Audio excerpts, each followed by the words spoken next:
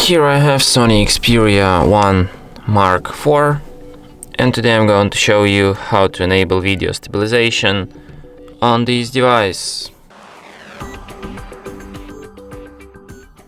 So firstly you have to open camera, then open like not photography camera but Video Pro,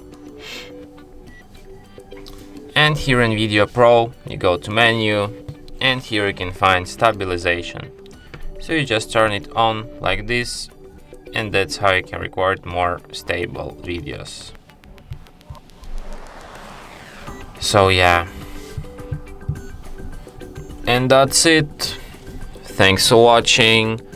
If you find this tutorial useful, don't forget to hit that like button and subscribe to our channel.